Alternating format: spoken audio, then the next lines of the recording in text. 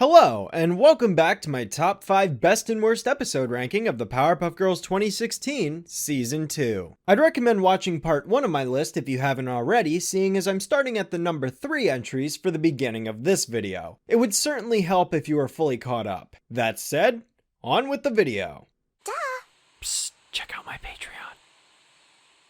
So before continuing on with the list portion of the video, I wanted to share a little experiment with you guys that I've slowly been testing you on over the course of the seasonal reviews. Some of you probably never noticed this, but I know that some of you did. Ever since Mini Golf Madness, I've actually been leaving polls at the end of my Season 2 reviews asking you guys to rate the episodes on a scale from 1 to 10. I ultimately had you guys do that, not only to get a general consensus of what people feel about the episode, but also so I could compile the results for all 41 episodes at the end of the season and rank the average scores for each of them in this video.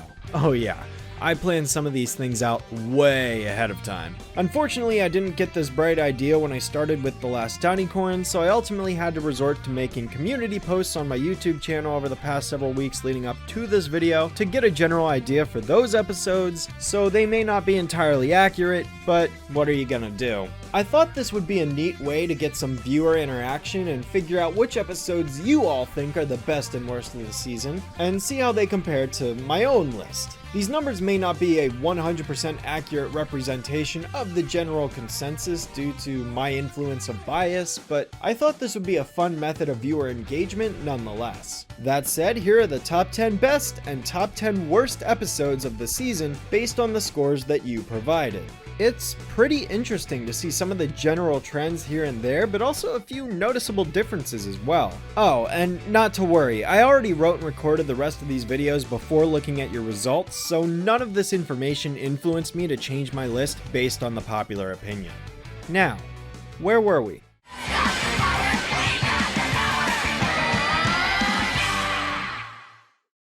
Follow me across the river, la la la la la. This is fun and we are cute, la la la la la. Great job, everybody. Mission bubbles accomplished. Hey, what are you doing? So despite the lack of a signifying character or a setting that would make this episode stand out, Splitsville is actually one of the best episodes of the entire season. As plain as it is, there's no gimmick introduced here to distract us from the central plot. It's just a straight up Powerpuff Girls episode, through and through. The number one thing I appreciate about Splitsville over any other Reboot episode in the entire series is that it gets the quintessential Powerpuff dynamic spot on. Each girl has their own personality, which affects their way of dealing with things that gives them their own identity, while simultaneously serving a purpose for the greater good of the team. This episode teaches the girls the value that their sisters bring to the table, an ideal that has barely been represented in this series after so much time. Typically, episodes just use the girls' differing personalities to make stupid jokes or whatever. They've hardly been used to emphasize the importance that their skills bring to the table. Usually it's just, oh, Buttercup saved the day while the other two watched, but Splitsville goes to show that all three girls do matter. It's just a shame this is one of the few episodes that recognizes this. The story starts with a typical sibling argument over their most recent battle with a monster because none of them could agree to fight it in the way that they personally believed would be the most efficient. This of course leads to the girls wanting to solve crime solo because they can't seem to work together, and they even place bets on whoever can solve their personal crime and get back to the house first gets to pick the movie they watch for movie night. The plot then of course sends each of the girls into a situation that their sister is more fit to tackle, challenging them to step outside their comfort zones and realize how their sister's strategies can be effective given the right circumstances. Buttercup tries to brute force her way through this dog monster, but it multiplies every time she punches it. Bubbles needs to solve a logic puzzle and can't ease her way out of it through cuteness, song, and dance. Blossom tries a methodical strategy to take down this robot, but it can already predict her every move and prepare accordingly. The end result sees Buttercup playing with the dogs and having them do tricks just as Bubbles would, like roll over and play dead, which is actually how she defeats them ironically enough. Bubbles logics her way through the puzzle by channeling her inner Blossom and transporting things in a set order, and Blossom pulls a Buttercup by going completely berserk and spontaneously destroying the robot in recklessly random ways so that it can't predict her actions. Each challenge puts up a resistance to the girls' main method of crime fighting and forces them to adapt a a new strategy, while simultaneously coming around to respect their sisters a bit more than before. It is an excellent premise that results in an enjoyable watch that I knew would make the top 5 the instant I saw it for the first time. It really goes to show that methods, other than the ones that you come up with all the time, have the potential to work, and you should give them a chance. When making this list, this was the first episode I wrote down as one of the best. No questions asked, and it's definitely the most Powerpuff-esque episode the reboot has ever seen.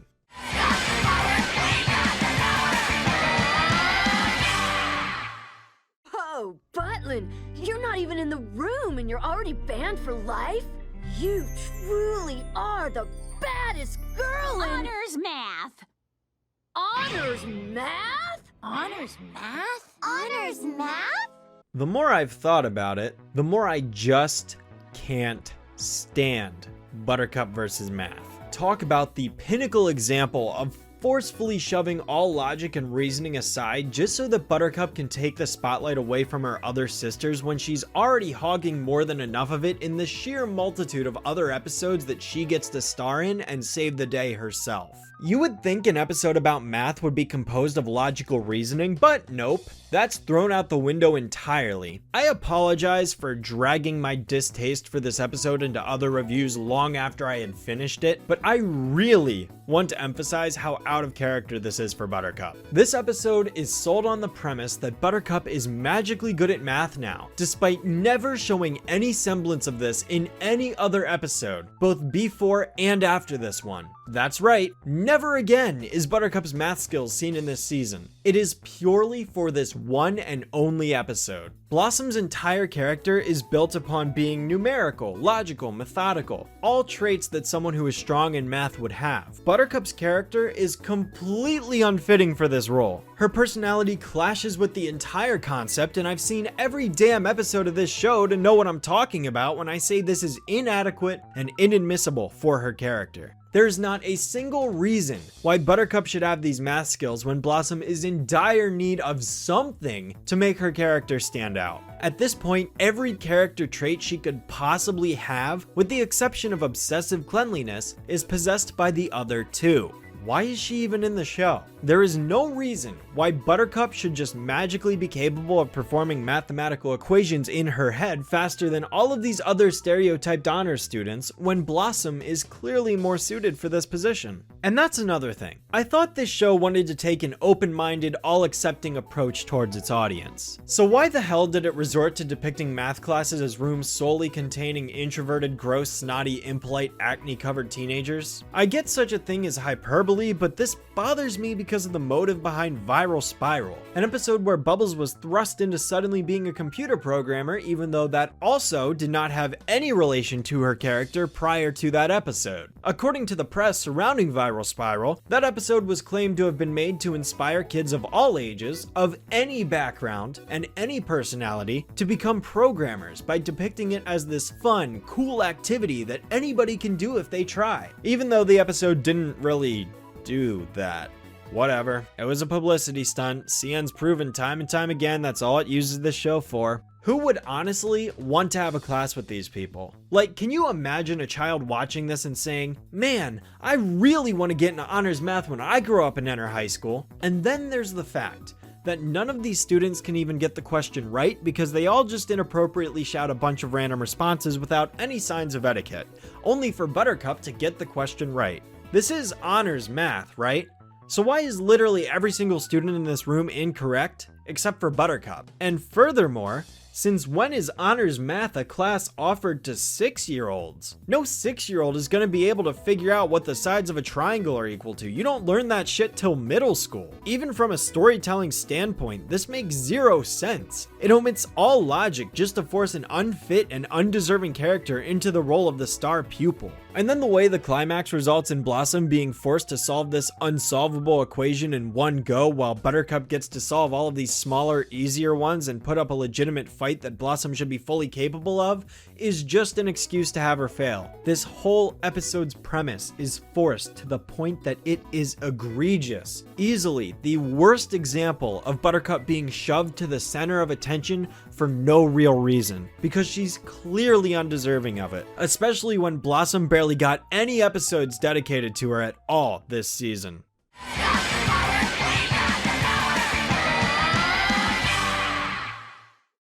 Who's ready for the most fun place in outer space? Yay! Boo! Let's see some real science! Boo! Wait. Is somebody booing? While Home Sweet Homesick isn't the best episode for a Powerpuff premise, it is a good episode as far as the standard cartoon goes. The story isn't exactly what I'm looking for out of a superhero series, but the fact of the matter is that I can look past that if it's still an enjoyable episode nonetheless. And while Home Sweet Homesick may not have the most original title, considering it's the same exact pun that Horn Sweet Horn did in season 1, to me it just shows how uncreative and dry this series as well is. But regardless, it features a story about how Blossom's expectations of what Space Camp is meant to be like don't exactly measure up to reality. She ultimately ends up very disappointed when she realized that Space Camp isn't all it's cracked up to be. This is a premise that I very much relate to myself, as I too was led astray as a child into believing certain experiences would be these grand, epic adventures, only to be hit with the fact that it's really just as underwhelming and mediocre as one could imagine. Don't get me wrong, there's nothing wrong with letting kids experience these things, but I'm of the belief that you're better off keeping quiet and surprising them instead of getting their hopes up so high that they ultimately resent the experience because it wasn't what they were led to believe. There are quite a few different instances I can recall feeling that way towards, and I'm certain that I'd have fonder memories of those experiences had others not convinced me that it was better than reality. Blossom has to experience this the hard way, for a week. As established at the beginning of the episode, she was excited to go to this space camp for months so that she could learn all about science and astronomy, because it's the same space camp that this acclaimed astronomer she looks up to, known as Wendy Q. Dallin, went to when she was younger. When she sees that all of the activities on the brochure aren't quite as advertised, it causes her to become upset and disappointed because she's getting something lesser than what she was expecting. This ultimately sours her overall experience and leads her to seclude herself from her sisters and all the other kids who are running around the camp having fun and playing together. She doesn't want to play, she wants to work and learn. Her interests are clearly aligned differently than the rest of the kids. Sometime later, she stumbles upon this life-sized, perfectly functional rocket that NASA donated to this camp, which honestly is the most preposterous aspect of the episode, because who the hell would keep all that fuel inside this thing and have a position for liftoff if that would cost like millions of dollars? Blossom launches this thing into space and treats us to a musical number that isn't forced or contrived for once. It's a genuinely enjoyable homage to David Bowie that meshes well with the atmosphere that it's creating. It is during this sequence that she also stumbles upon this video recorded by the very same astronomer she looks up to, who says to enjoy being a kid while it lasts, and man, do I feel that. This is, of course, the ultimate lesson in the end, and Blossom returns to Earth to celebrate Space Camp with her sisters with the remaining time that she still has. And even though I normally hate when shows just outright state the moral for its audience, at least it's semi-disguised in this video message that serves a narrative purpose rather than just expositing for no real reason. It still spells the lesson out, but it's better than the professor standing there and saying, "Here's the lesson, blah blah blah." Yeah, I definitely see the appeal here that a lot of others have found in Home Sweet Homesick. So I'm in agreement with the majority that this is, indeed, one of the best of the season. Donnie,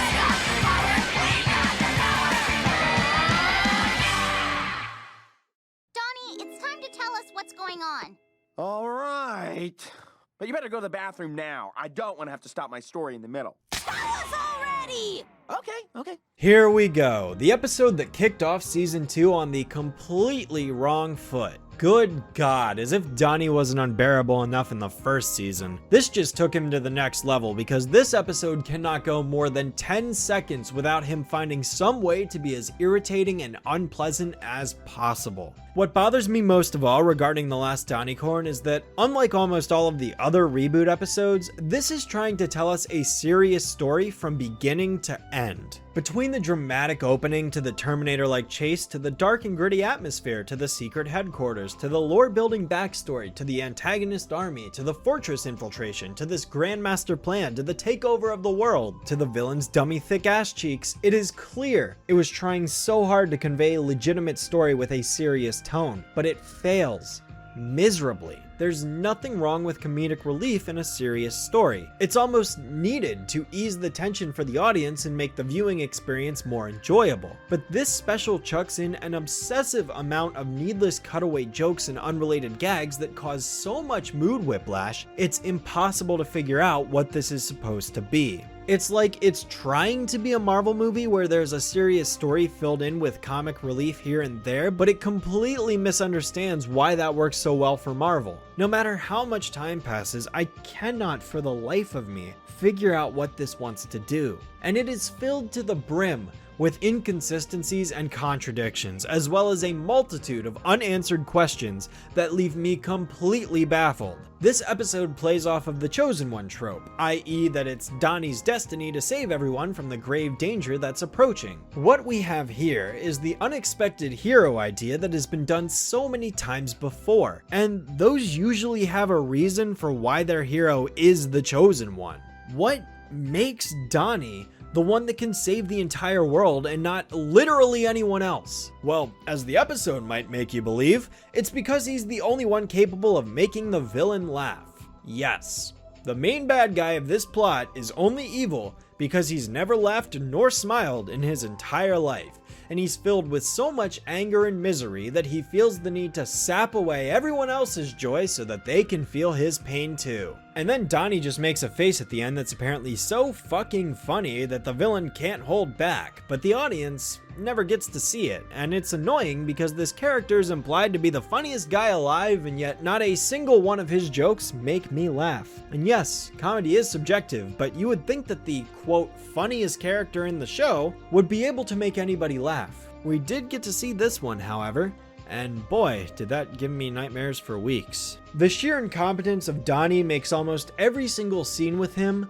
unbearable. He is not a lovable idiot, he is a detestable idiot. The opening scene when he's trying to escape this Terminator unicorn was a great hook, but it is ruined by Donnie's inexplicably bad dialogue and behavior. The backstory was interesting until Donnie decided to clumsily fall down the stairs for half a millennia. The final battle was interesting until Donnie intervened. Every regular scene that could have been invigorating to watch is hampered by his irredeemable actions. I think the fact that I was able to make a 50-minute review of the episode speaks volumes to all of the issues I have with it. I give this episode such a hard time because it's not just an ordinary throwaway 11-minute cartoon that's easily forgotten, like the other 90% of the show. This is the season 2 premiere we're talking about here, and the first 22-minute special. It is trying to sell us a serious story, and I'm criticizing it as such. So many questions go unanswered here. Why is the Terminator unicorn a sock? Why did 5 unicorns come out of the mirror when Donnie activated it if there were only 4 unicorns of the apocalypse? Is there a connection there? Why do Bubbles and Donnie idiotically blow their cover? Why do the girls bother disguising themselves instead of just busting into the fortress with their superpowers if that's what they end up doing anyways after they're captured in jail? How did Donnie's mother know Donnie reactivated the mirror if nobody was around to see him do it and he ran straight to the Powerpuff Girls as fast as he could without stopping to tell anybody what was going on? Where did these 4 unicorns even come from to begin with? What is the source of their power? What are the other 3 unicorns' motivation in helping Stanicorn? I could go on and on and on.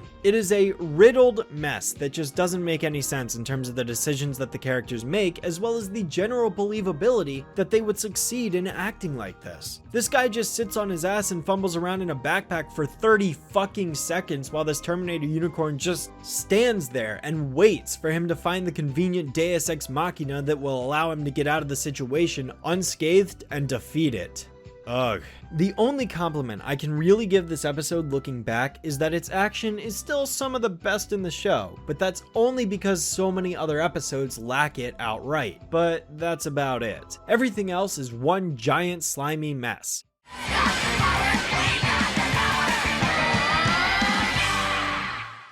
How do I look, girls? Because the answer is fantastic. Didn't we burn that? The Trouble with Bubbles is unquestionably the greatest reboot episode ever made as of season 2. I mean, wow. An episode that features legitimate action with a competent villain and a semi-mysterious story that isn't completely butchered by the reboot's dumb decisions? Imagine that. Was a different episode I already talked about. This episode does feature some of the reboot's bad habits of echoing voices, Blossom and Buttercup fist bumping each other after a terribly written joke as a form of self-affirmation to conceal fragile egos, and LOL so random jokes that don't fit the overall mood it's setting up. I also really wish the title card didn't spoil the mystery behind the episode, because had this been designed a different way, it would have left us in the dark a bit more. However, despite these shortcomings, this episode earned its spot on the principle that it has a solid setup, climax, and resolution with believable character actions and intriguing fight scenes that brings the entire premise together. Blossom and Buttercup are led to tie in events that they witness in real life to the television program that they're watching about alien invaders. The program even lists examples of how to identify signs of an alien, such as traits like being super organized, completing a to-do list, and vacuuming the ceiling. Yeah, that bit doesn't really work, especially because 2 of those traits are traits that could be applied to Blossom, but had these been changed to something else, it would have worked super well. For example, had the television listed extremely efficient multitasking, sudden outbursts, and the unusual desire to tackle cats as a sign of something being an alien, they would be more specific to what Bubbles does in this episode. And yeah, I realize Blossom may be good at being efficient, but multitasking hasn't really been her strong suit in this series. She gets stressed out pretty easily. No episode is perfect, mind you, but the solid ideas that are present here do service the episode well. There's another scene where Bubbles appears to be strangled by some alien tentacles or something, and it works because we only see a silhouette on the wall behind the characters. It is a great way to trick the audience via cinematography into believing one thing while later revealing that it was actually just clone Bubbles tying her up with some rope. Yeah, the humor's not really there, but I spy some genuinely creative thinking in here. And finally, Silico is a threatening villain again. He finally does something that isn't half-assed or stupid, and he actually loses in an interesting way that isn't convenient for the plot. He was betrayed by his own creation, something that he didn't anticipate on happening. I even appreciated the whole felt puppet summary thing that Bubbles gave during the fight, because while a bit spontaneous, it isn't random. It legitimately serves a purpose and wasn't a bunch of nonsensical shit that didn't enhance the story. It did enhance the story because it presented us with Bubbles' perspective through a different means that reflected Bubbles' artistic personality. When something like this has a reason to be there and serves a purpose in the narrative, I'm fully accepting of it. When it doesn't, I'm not. Simple as that. The entire idea of having to fight a robot copy doppelganger of oneself may not be the most original idea ever, but then again, what even is original nowadays? The execution is what matters, and in this case, it is superb.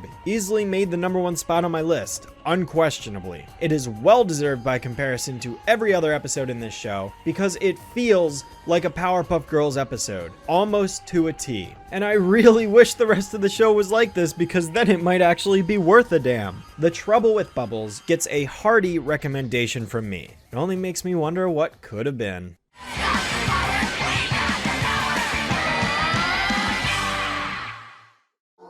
This is horrible. Mojo forgot to steal the piano. Yeesh, I don't even know where to begin with this one. You're a Good Man Mojo Jojo is the pinnacle example of exactly how not to do a Christmas special, which is sad because out of every Christmas story in existence that it could have parodied, it chose to be yet another Christmas Carol episode.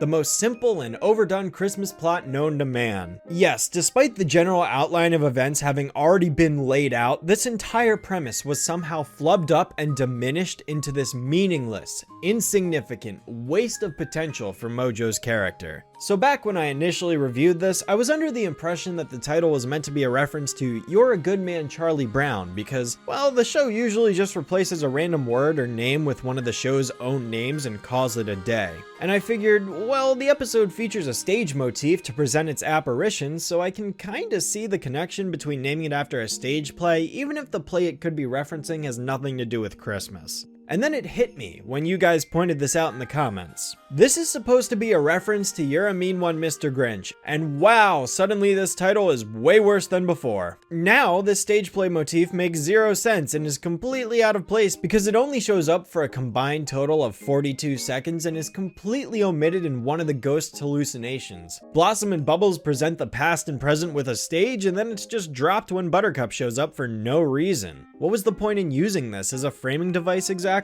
Honestly, I could do a 10-minute analysis on everything wrong with this episode's title and why it doesn't work, but I'll spare you with the abridged version. It fails because it is so forced that the reference it is trying to make is indiscernible and can be confused for something else entirely unrelated, leading to its viewers to interpret the episode in ways that hinder their perspective, which ultimately causes the title's downfall. It fails because the Christmas story it is referencing is not the story it actually parodies. It fails because the original song refers to the Grinch when he's evil who eventually turns good, whereas here it is implying the reverse for Mojo by stating that he is a good man, except that he's also a mean one, seeing as he's the antagonist main character just like the Grinch was in his story. By naming it this way, it implies that Mojo is a good guy who's gonna turn bad. This special has hints of the Grinch sprinkled throughout it alongside the Christmas Carol plotline, but the special does a very poor job of emulating either story. It's just like the rest of the series, trying to balance two things but failing to do either correctly. Sure, Mojo steals presents at the beginning and returns them at the end, but those are the only parallels to the Grinch in this entire episode. It's way more of a Christmas Carol episode than the Grinch, which makes the title contradiction all the more noticeable. Unless there's like a line in A Christmas Carol where somebody says, "You're a good man, Mr. Scrooge," after he's reformed or something.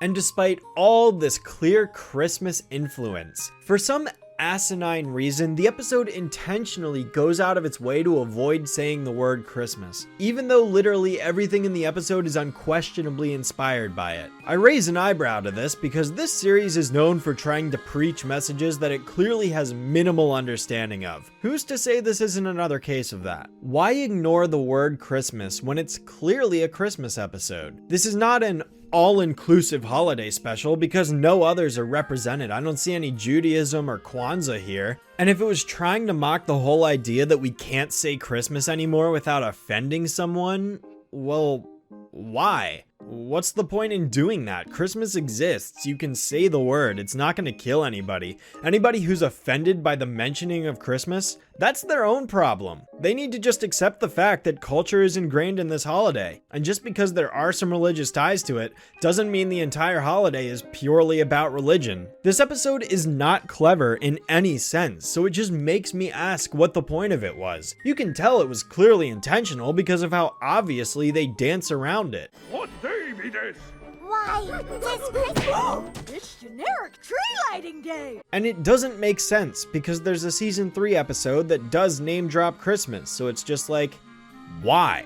I haven't the faintest idea. Taking inspiration from the 3 phantom structure from the original story, Mojo is visited by 3 ghosts that look like the Powerpuff Girls that each show him the past, present, and future in the character order that I can at least agree with. Blossom chooses to show him a time when he used to be the professor's lab assistant when he was good and saved him from an explosion, although this raises its own melting pot of questions. It may seem sweet on the surface, but it completely mucks up Mojo's origin even more than Power of 4 did, because it now shows us that he used to be a well-behaved, loyal chimp who obeyed and protected the professor on a whim. That wasn't ever in the original, so how did Mojo become evil exactly if he didn't push the professor into Chemical X? What made him evil? Why is he evil now? This was the perfect opportunity to give Mojo a new backstory if it really wanted to, but instead it just confuses everyone who watches it, both old fans and new. You weren't always an evil simian being.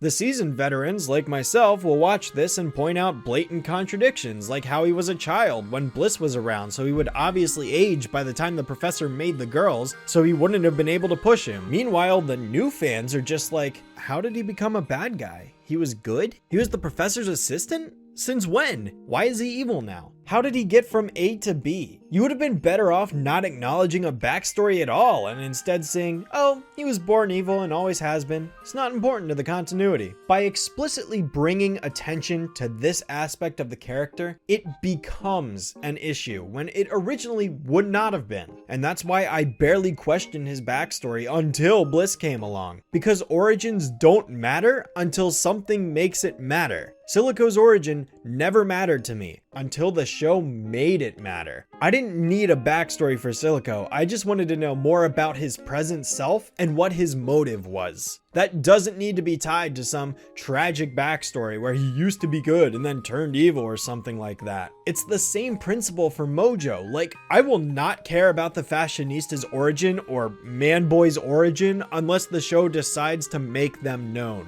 But wait, there's more. Bubbles comes along with the worst scene in the episode, where she not only shows Mojo about how he made these puppies sad earlier by stealing their jukebox, which doesn't make any sense to me because they can still play piano and sing, so what's the big deal here? The whole issue is that they can't play music, but they explicitly can play music because they have a fucking piano. But whatever, Mojo doesn't care. That doesn't faze him, and it doesn't really faze me either. I don't feel bad for him, so she decides to do the worst thing imaginable. Shove in Jared for literally no reason. What is Mojo supposed to be looking at? Who is this guy?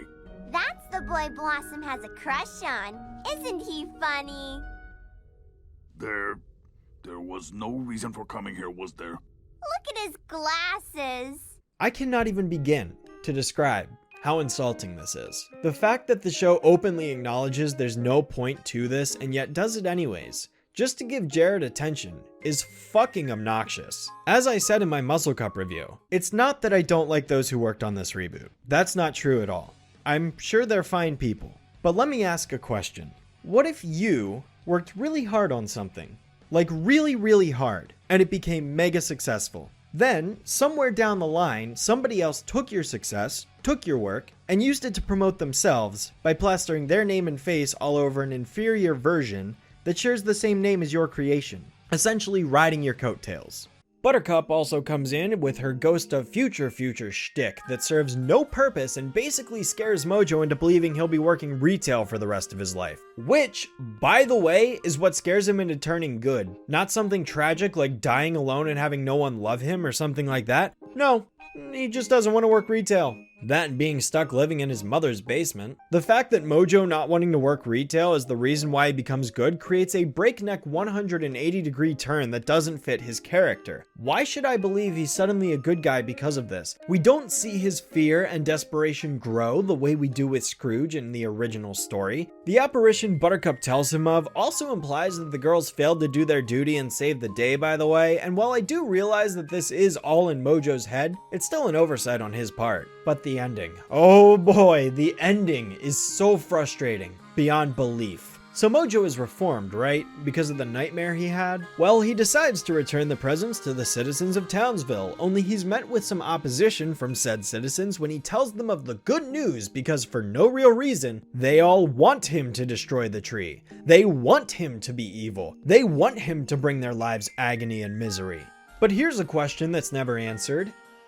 Why? He tries to explain that he's good and pure and understands the meaning of the holiday, but they begin to chastise him and insult him for not being evil, which under certain circumstances I could see being a satirical take on the original premise, but here it does not come across that way, not at all. It makes no sense. It's not done in a campy way like the original series would do, where it would make its citizens bumbling idiots for comedic sake. It's a mean-spirited tone that paints Mojo as the bad guy when he's done nothing wrong. Don't get me wrong, I'm perfectly fine with mean-spirited episodes if the punishment is deserved, but here it is clearly not, and for that reason, I detest this. He's not the one at fault now. He has redeemed himself. He is fine. The Powerpuff Girls even see this event go down and don't do anything to the citizens. Of course, as you would guess, their words get to Mojo, so he starts destroying everything again, but then the girls beat him up anyways despite witnessing the citizens egg him on firsthand. Do the citizens get punished for this?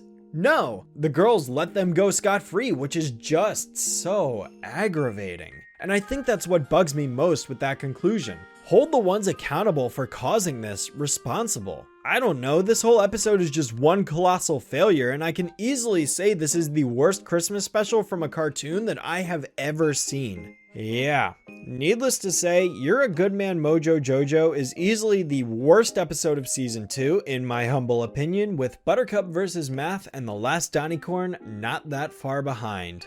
And with that, season 2 officially draws to a close. The top 5 best and top 5 worst episodes of the season have been named, and there's nothing left to discuss on that front. I highly encourage you guys to name your personal picks for the best and worst episodes of the season in the comments, and I hope you guys enjoyed the second season of reviews. Just one more to go, and then the reboot is complete. Thank you everybody for watching, and I'll see you in season 3.